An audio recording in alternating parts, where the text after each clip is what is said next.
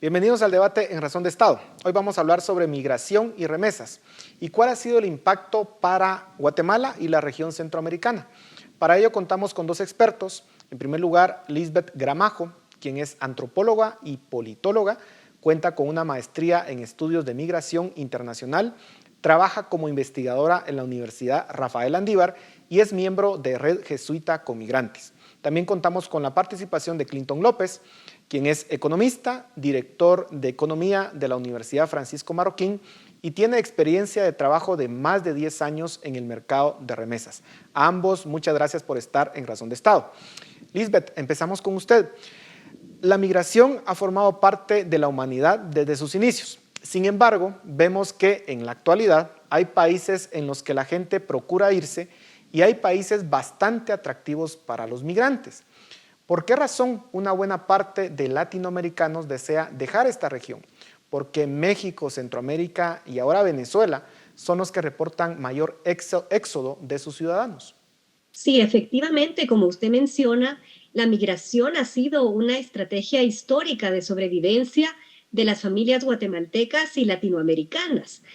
Sabemos, digamos, que modalidades migratorias como la migración interna o la migración transfronteriza han sido históricas, ¿verdad? Son modalidades de hace siglos. Sin embargo, sí, desde, digamos, el siglo pasado, estamos viendo ya esta migración internacional y que tiene como principal destino los Estados Unidos de América. Pero ahí vemos precisamente que, como usted menciona, Estados Unidos es un país atractivo, es un país que tiene muchos factores de atracción de migrantes latinoamericanos.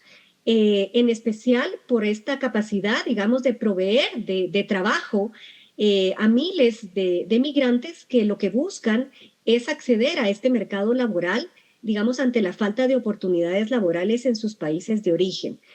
También en el caso, como usted mencionaba, de venezolanos o nicaragüenses, ¿verdad? También vemos cómo las crisis sociopolíticas que se viven en el continente también son una motivación de migración. En ese caso, no tanto por razones económicas o laborales, sino también por razones sociopolíticas. Entonces, efectivamente, hemos visto cómo en los últimos 50 años se ha acelerado esa migración hacia el norte con estas dos motivaciones, tanto económicas como sociopolíticas. Clinton, la lógica económica nos diría que las personas migran de países pobres a países ricos. Ya Lisbeth nos decía algo al respecto. Sin embargo, llama la atención que países como Costa Rica, Uruguay y Chile, que no son considerados países avanzados, que tienen un PIB per cápita bastante más bajo que Estados Unidos, no migran en grandes cantidades hacia ese país. ¿Por qué a pesar de la disparidad de riqueza, los tres países latinoamericanos antes mencionados no reportan altas tasas de migración? Es un tema súper interesante, Paul, y yo creo que la respuesta la encontramos en el estudio que hace Duflo sobre migraciones, la Premio Nobel de Economía hace un par de años, y ella te dice, bueno, sí, es cierto que los economistas creemos de que cuando hay un diferencial de PIB per cápita vas a tener una afluencia masiva y que van a venir los capitales de vuelta y hasta que se equilibre más o menos la cuestión vamos a dejar de migrar. Sí, es una forma de pensar la migración en términos de paridad de precios, pero no.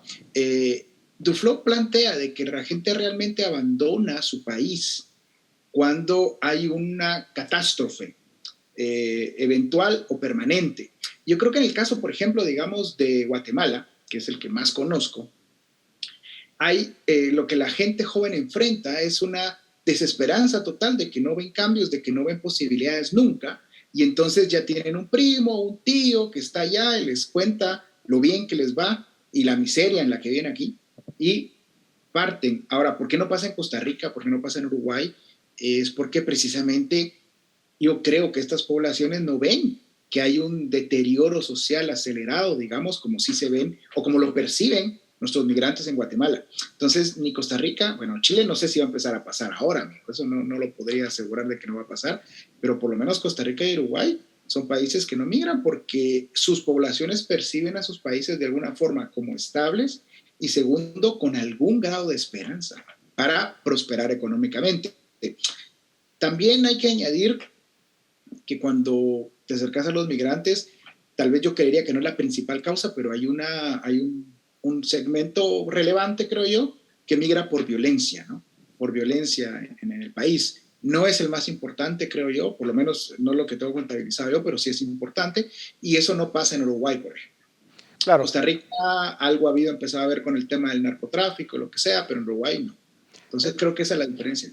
Esos 3 países por lo menos han alcanzado un grado de éxito que el resto de países parece que no. Por lo menos esperanza. Por supuesto. Lisbeth, en el caso de Guatemala y Centroamérica, ¿cuál es el perfil de las personas que dejan el país? ¿En qué regiones se reporta más éxodo? Porque muchas veces pensamos que son las personas más pobres. ¿Es así o no?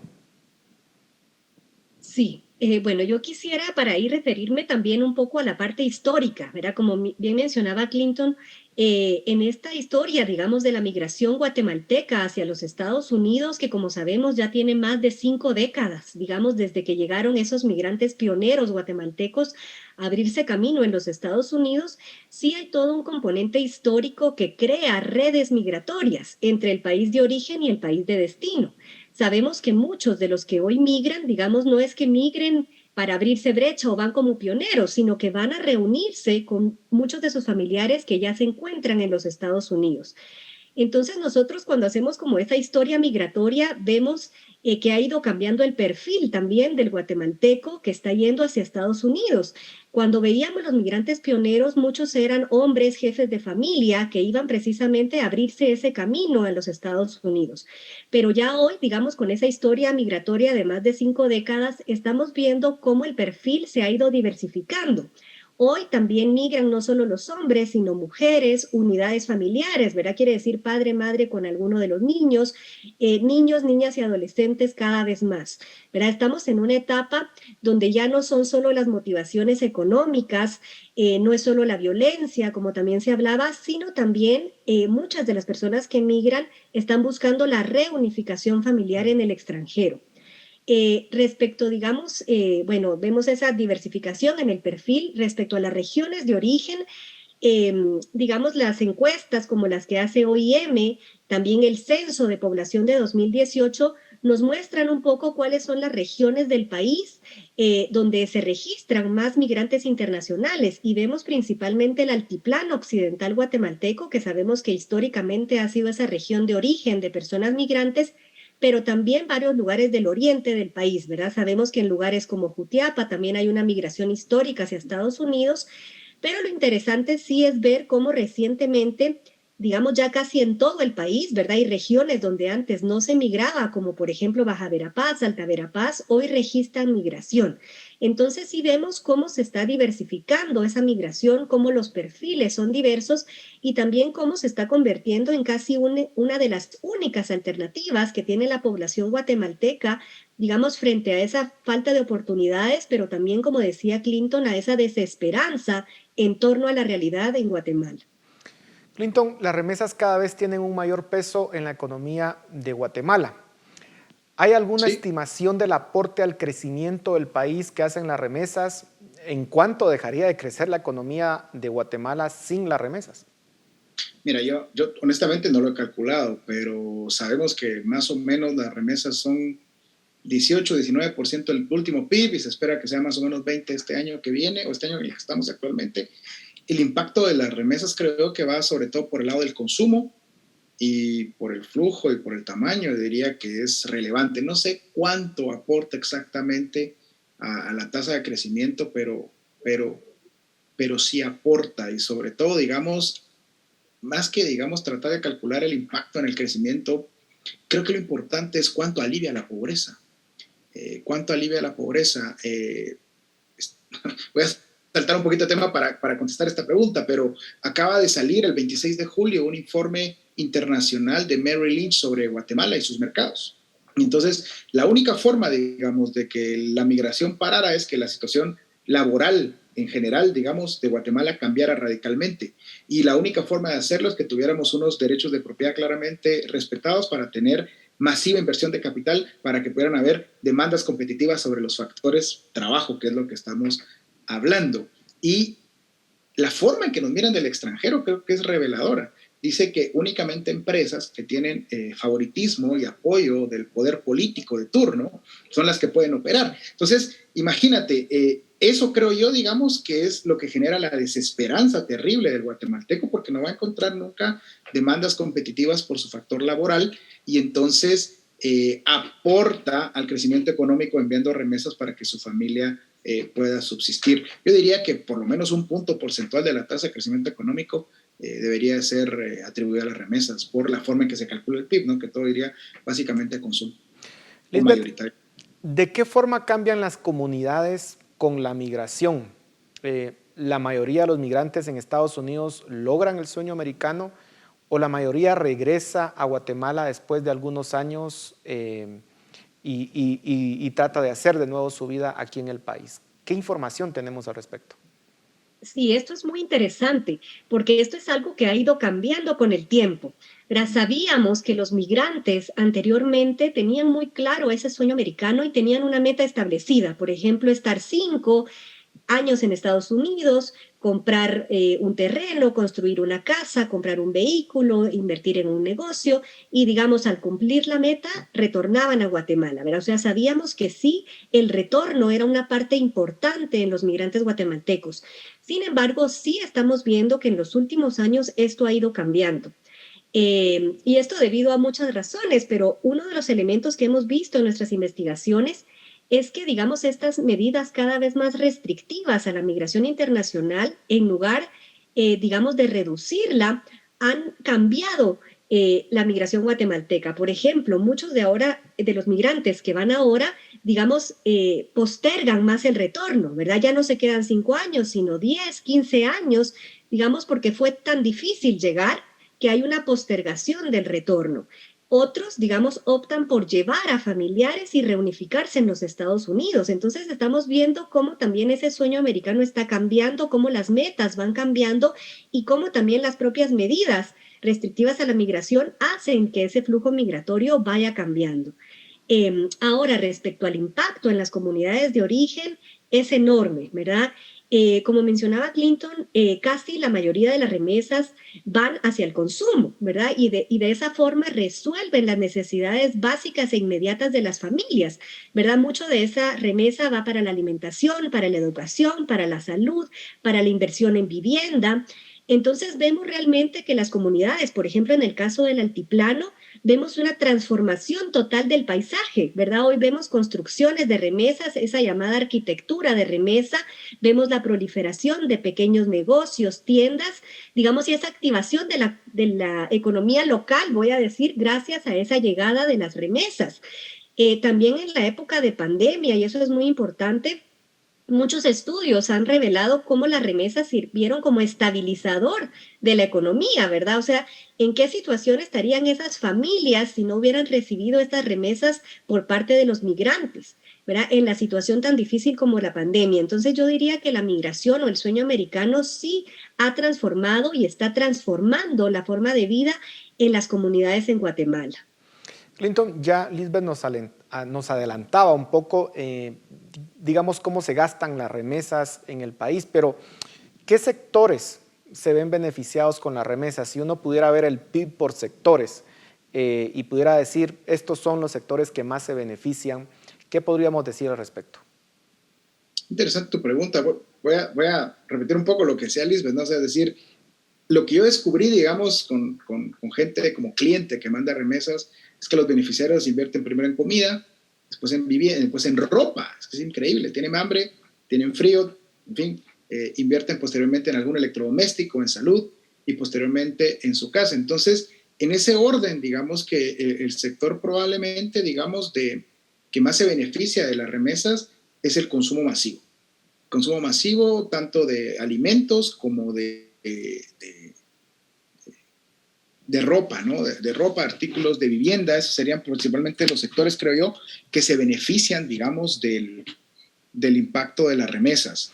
¿Y podría Ahora, decirse que el sector informal se podría ver más beneficiado que el formal o sería equivalente? yo pensaría que dependiendo del sector, digamos, puede ser que sea más el informal o más el formal, pero yo creería que, por ejemplo, la proliferación, digamos, de los supermercados, digamos, en el interior del país y en comunidades que no te esperabas ver cierto tipo de estructura de supermercado, es precisamente porque hay quién compre, y mucho de eso tiene que ver, creo, con la remesa. Entonces, no necesariamente es el sector informal, yo creo que en general consumen, digamos, y en todos los supermercados también. Ahora, Lisbeth, en las últimas dos crisis económicas en Estados Unidos, la de 2008, 2009 y la de 2020, las remesas mostraron una alta resiliencia. De hecho, en la crisis de 2020 las remesas terminaron creciendo un 7%, algo extraordinario considerando la magnitud de la crisis que se vivía en ese momento. Eso demuestra de alguna forma el apego de los migrantes a sus familias en Guatemala. Pero la pregunta es, ¿eventualmente se perderá ese vínculo? ¿Hay experiencias de otros países que nos podrían dar alguna idea, alguna luz de cuánto tiempo pasa antes que se pierdan los vínculos familiares con el país de origen?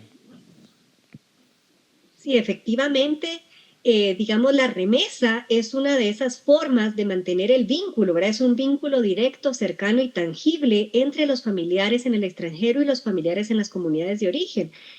Pero hay otras formas también de estrechar el vínculo, ¿verdad? Yo también quisiera referirme a todo el avance en las telecomunicaciones, ¿verdad? Hoy sabemos, y también en eso es uno de los rubros en los que invierte el migrante, ¿verdad? Por ejemplo, en estos teléfonos celulares, las nuevas tecnologías, digamos, hoy se comunican a través de estas redes sociales como el WhatsApp, el Facebook, ¿verdad? Entonces, sí vemos también que hay otras formas de mantener ese vínculo y digamos ese avance en la tecnología en los últimos años ha estrechado aún más el vínculo entre comunidades de origen y destino. Hoy un migrante en el extranjero puede estar siguiendo en tiempo real una celebración en su comunidad de origen, ¿verdad? Puede participar de esa feria o fiesta patronal a través de su celular, ¿verdad? Entonces sí estamos viendo cómo ese vínculo por lo general permanece, ¿verdad? O sea, sí se dan casos de familiares, digamos, que pierden el contacto con sus familias, pero por lo general en el caso de la migración guatemalteca vemos que el vínculo se mantiene y se mantiene a lo largo de los años. Y también, como usted dice, ha mostrado ser resiliente, ¿verdad? Y esto es un tema muy importante, ¿verdad? En esos momentos de mayores crisis vemos cómo los migrantes, ¿verdad? Hacen sacrificios importantes en el extranjero para enviar a sus familias esos fondos porque saben, digamos, que se traduce en ese consumo básico de sobrevivencia para los familiares, ¿verdad? Y eso lo vimos ahora durante la pandemia, pero lo hemos visto en crisis anteriores. Ya se nos está terminando el tiempo, así que les voy a rogar respuestas muy cortas a las siguientes preguntas, pero Clinton, las remesas han crecido 25% en los primeros meses del año y es posible que se cierre el año con más de 19,000 millones de dólares. Dos preguntas. Primero, ¿por qué el crecimiento extraordinario de las remesas en los últimos 2 años? Porque 2021 creció más de 40%. ¿Esto refleja que hay muchas más personas migrando a Estados Unidos? Y la segunda, que siempre surge esa pregunta, ¿hay alguna forma de aprovechar de mejor forma, valga la redundancia, ese flujo de dinero para propiciar el desarrollo del país? Ok, muchas gracias. Yo pensaría, amigo, a ver, la primera, que es la más fácil, creo yo, digamos, ¿por qué ha crecido tanto la cantidad de remesas? Estados Unidos, digamos, a partir de la pandemia para acá, tuvo todo este periodo de Great Resignation, de que la gente renunció, de que no quería trabajar, y nuestros migrantes, nuestros compatriotas, habitualmente tienden a buscar 2 o 3 trabajos, ¿no? Y a veces te entrevistas con personas, y uno no lo cree, que prácticamente no duermen. Parece mentira, pero es cierto. Y entonces tienen 2 o 3 trabajos. Entonces, cuando hay una época donde pueden tener 2 o 3 trabajos, los tienen. Y entonces los montos aumentan. Y hay específicas profesiones, digamos, de latinos que ahorita han aumentado su ingreso y entonces aumenta el volumen. Acuérdate que el volumen no necesariamente coincide con el número de migrantes, pero tampoco ha crecido brutalmente el promedio de las remesas. Entonces, lo cual nos lleva a pensar que efectivamente sí, hay una cantidad muchísimo más grande de guatemaltecos en Estados Unidos. Y segundo, un poco contribuyendo a lo que decía Lisbeth sobre cuándo se corta el vínculo. Yo no sé, pero yo lo que recuerdo haber visto en bases de datos de cuando yo analizaba este tema, bases de datos de más o menos 10, 12 años, es que después de 7 años el monto de las remesas y la frecuencia de las remesas disminuye fuertemente, en promedio. Entonces, obviamente, el fenómeno de la migración habrá empezado en los 80, se agudizó a partir de los 90 y sobre todo a principios del 2000 y ahora tiene otro boom. Entonces, necesariamente tiene que haber, digamos, muchísimas más personas, digamos, enviando remesas hoy en día de la que lo hacían los años anteriores. Y la tercera pregunta, me decías, ¿cómo aprovechar mejor el flujo de las remesas? Yo te diría que para los que proponen eso, deberíamos de proponer de que hay que investigar en qué invierten ellos su salario y ver cómo lo pueden hacer más eficiente. Las remesas son salarios privados y el que mejor sabe qué hacer con su remesa, la persona que lo está recibiendo. Si no, vamos a pasar al papel del ingeniero social de decirle qué hacer. Ya les negó el país, digamos, la posibilidad de llevar su vida aquí, tuvieron que renunciar a su cultura, moverse y pasar muchos riesgos yéndose del país, como para que encima de todo nos pongamos a tratar de ver qué hacen con su dinero. Ellos saben mejor que cualquiera de nosotros qué hacer con su dinero. Son flujos de dinero privado, hay que respetarlos. Perfecto. Lisbeth, muy brevemente, ¿qué efectos tiene en las familias la migración? Ya hablábamos de cómo ha reconfigurado el interior del país, pero a nivel familiar, ¿hay mayores tasas de divorcio en los migrantes? ¿Los hijos, al quedarse sin la figura de uno de los padres paternos, de uno de los padres, se ven afectados? Sí, yo diría que tiene, digamos, un doble papel, ¿verdad? O un doble efecto, la migración en las familias, ¿verdad? O sea, si bien ocurren estas situaciones, como usted menciona, por ejemplo, la desintegración familiar o, por ejemplo, ese eventual abandono, ¿verdad?, de familiares o, digamos, duelos, ¿verdad?, a partir del fallecimiento, por ejemplo, de la persona que estaba intentando migrar, ¿verdad? O sea, si están todos esos efectos, digamos, vamos a decir que tienen un impacto psicosocial, ¿verdad?, psicológico en las familias, ¿verdad? También está el otro lado, ¿verdad? También sabemos que muchas de las personas que migran lo hacen por y para la familia, ¿verdad? Es una decisión que se toma en familia y el migrante, digamos, que está haciendo ese sacrificio en función del bienestar de la familia, ¿verdad? Entonces yo diría que hay un doble impacto en las familias, ¿verdad? O sea, por un lado es ese amor o ese sacrificio que el migrante expresa por su familia y que la familia lo reconoce, ¿verdad? La familia sabe que el migrante está haciendo este viaje y este sacrificio en Estados Unidos por el bienestar de la familia, pero por el otro es innegable, ¿verdad? Todo este impacto a nivel psicológico, psicosocial, ¿verdad? Que está provocando la migración en las comunidades de origen, en los niños, en las niñas que se quedan, en las esposas, en los padres. Entonces yo diría que tiene ese doble impacto, ¿verdad? A nivel familiar. Clinton, 15 segundos para responder esta pregunta. ¿Se puede lograr detener la migración hacia Estados Unidos? ¿Y qué puede hacer Estados Unidos para promover mayor crecimiento y desarrollo en la región centroamericana? 15 minutos. Estados Unidos hay que decirle que mejor no se meta, porque creo que los problemas los tenemos que resolver nosotros.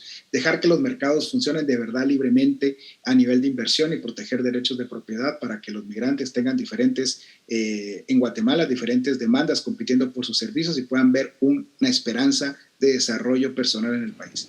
Bueno, lamentablemente se nos ha terminado el tiempo, pero muchísimas gracias a ambos por su análisis. Y a ustedes en casa, muchas gracias por su atención. Nos vemos la próxima semana.